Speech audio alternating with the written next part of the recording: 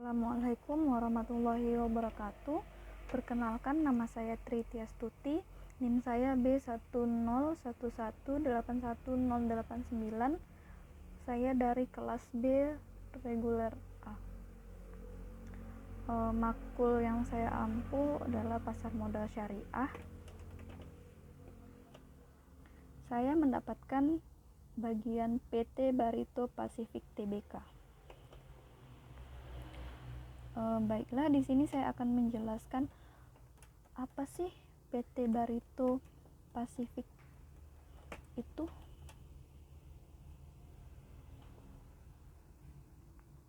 PT Barito Pacific merupakan perusahaan di sektor sumber daya alam yang terdiverifikasi dan terintegrasi. PT Barito Pacific didirikan pada tahun 1979 dengan nama PT Bumi Raya Pura Mas Kalimantan.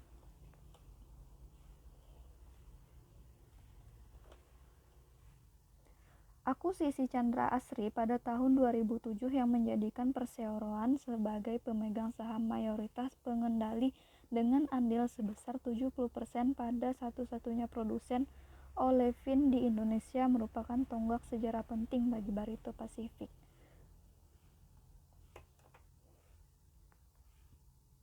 Barito Pacific bergerak dalam bidang usaha yang semakin luas, yaitu kehutanan, petrokimia, properti, perkebunan, dan akan mengembangkan sejumlah lini usaha tambang dan energi ke dalam sebuah perusahaan sumber daya yang terdiverifikasi dan terintegrasi.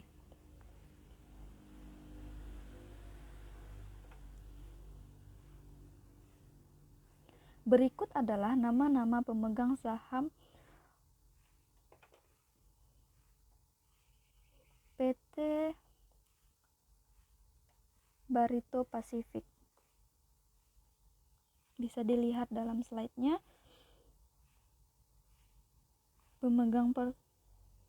Pemegang utamanya adalah Prajogo Pangestu sebesar 71,64%. Yang kedua adalah Bangkok Bank sebesar 4,99%. Yang ketiga adalah Singapore Branch Private Banking sebesar 3,46%. Yang keempat Credit Suisse X Singapura sebesar 2,78%. Yang kelima DBS Vickers X Singapura sebesar 2,7%. Yang keenam adalah Barito Pacific Lumber sebesar 1,21%. Yang ketujuh adalah Bank Ltd SGPB Klein sebesar 1,08%. Yang kedelapan adalah UOB Kay Hian sebesar 0,88%. Yang ke-9 adalah Singapore Branch Private Banking sebesar 0,60%. Yang ke-10 adalah Bank of Singapore Limited sebesar 0,56%. Ini adalah kondisi keuangan PT Barito selama 3 bulan ke belakang. Pendapatannya sebesar 559,72 juta rupiah. Laba bersih yang mereka dapatkan sebesar 20,17 juta. Margin laba bersih sebesar 36%. Pendapatan operasional sebesar 129 juta. Perubahan bersih tunai minus 127 juta, minus 127,27 juta. Kas yang dipegang 656,79 juta. Biaya pendapatan sebesar 396,35 juta. Dividen PT Barito Pacific. Kebijakan dividen perseroan adalah memberikan dividen kepada pemegang saham sebesar saham perseroan dalam sejumlah sebanyak-banyaknya 40% dari laba bersih perseorangan. Perseorangan merekomendasikan untuk terus memberikan dividen dengan rasio tersebut setelah PUT 2 ini berdasarkan pendapatan pada tahun 2017 dan tahun-tahun berikutnya. Pendapatan bersih Barito Pacific Tbk di kuartal 1 2020 tercatat turun 10,10% menjadi 610,60 juta US dollar dari 679,24 juta US dollar di kuartal 2019.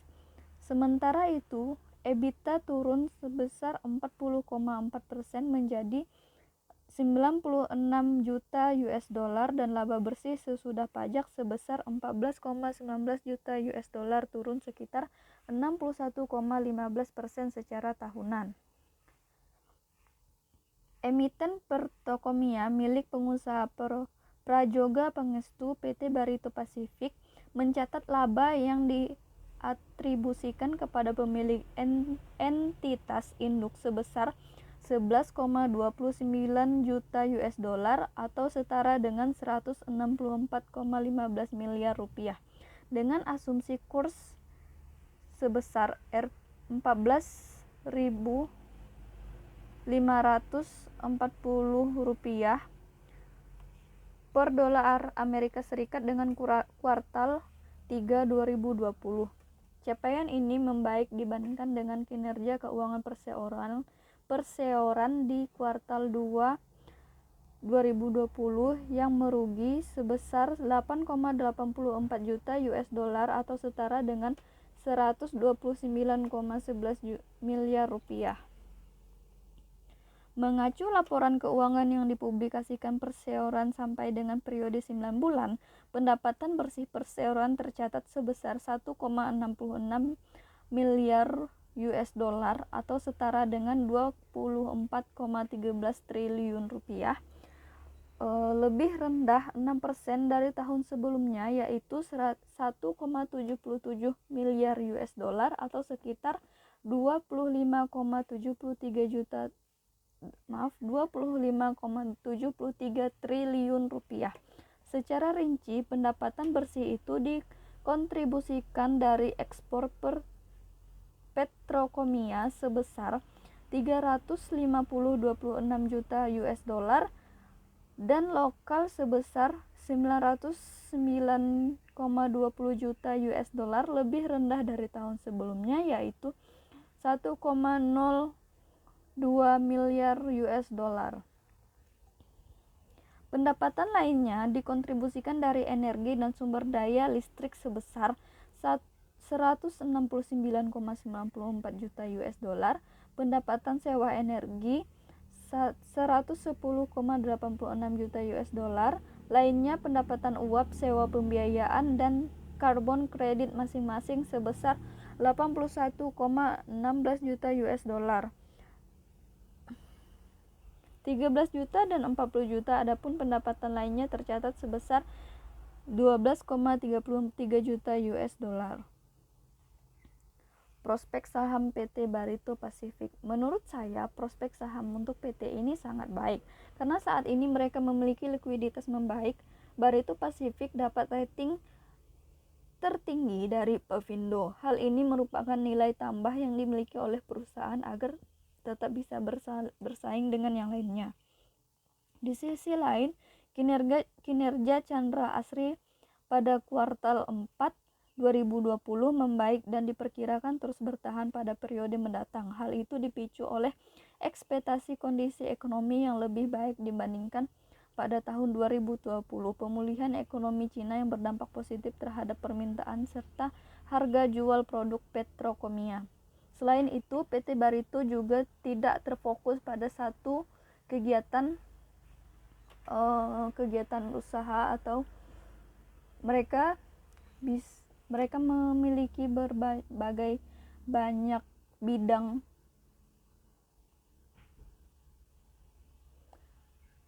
usaha.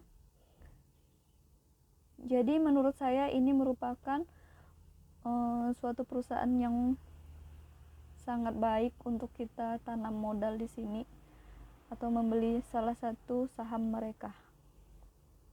Baiklah, sekian yang dapat saya sampaikan. Atas kurang, jika ada kesalahan saya memohon maaf. Assalamualaikum warahmatullahi wabarakatuh.